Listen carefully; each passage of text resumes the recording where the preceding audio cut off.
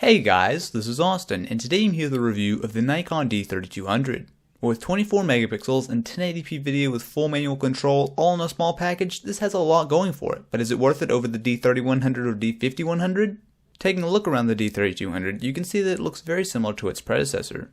I've already done a full comparison between the two cameras if you want to check that out, but the gist of it is you can expect solid ergonomics and build quality as you would expect with a Nikon DSLR.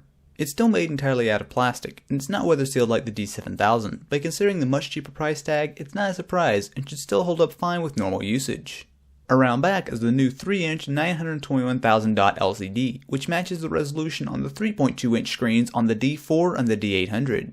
This is a huge help when shooting in live view, as manual focus is much easier with the added clarity.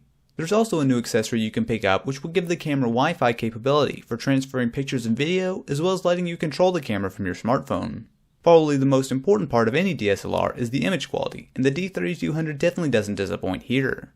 With 24 megapixels at your disposal, you have a lot of room for cropping images, which gives you a lot of extra freedom. In addition, it also works for allowing you to change your framing after the fact, without losing precious resolution. I really found myself enjoying shooting with the D3200 because of this. Being able to resolve that much detail really is impressive for a $700 camera. A lot of people complained when the D3200 was announced that having so many megapixels would compromise the low light capability, but overall ISO performance is very similar to the D3100. Noise is hardly distinguishable up to ISO 400, and even moving up to 800 noise is still fairly well maintained. ISO 1600 was about as high as I felt comfortable shooting. Here, noise is fairly visible even without cropping, and colors and detail begin to fade just a bit, but the files are still usable. 3200 doesn't lose too much more detail, but noise is more prevalent, and 6400 is really only good for resizing the photos down for web use. You can expand the ISO to 12800, but, well, don't do that if you don't have to. Where the D3200 really shines is in video mode. I shoot hours of video on a DSLR a week, and I've been very pleased with the D3200. It shoots 1080p video at 30 frames per second, or 720p at 60 frames and H.264 at around 21 megabits per second at 1080p. As you would expect, video looks really quite nice from the APS-C sensor, with good depth of field and great color. The kit lens works fine here, although I do most of my shooting with prime lenses, which will definitely give you better results. Alright, so I'm now recording using the Nikon D3200. So this is pretty much totally stock. I'm using the 18-55mm kit lens, and I'm also using the built-in microphone, which I might add is actually not half bad at all.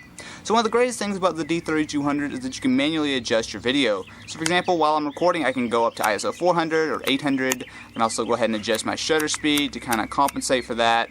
And again, bring the ISO back down, change the shutter speed, all that kind of good stuff is very, very easy to do while recording. On top of that, it also does have autofocus during video mode, so if I half press the shutter, see it should autofocus on the grass, and then you can use the D-pad on the back of the camera to adjust exactly where you want to focus. Again, we'll go ahead and half press one more time. It'll adjust quite right here.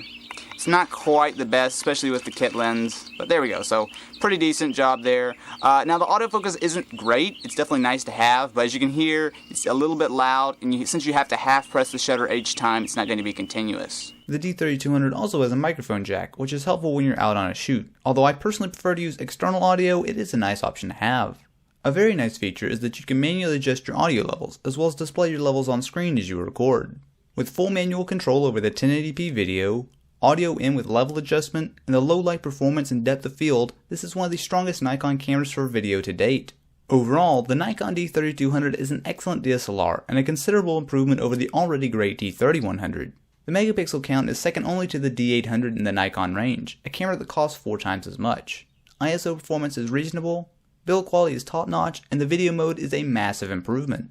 For $700, I can safely recommend this to anyone who's looking for an entry-level DSLR that stands right up there with the Canon T3i.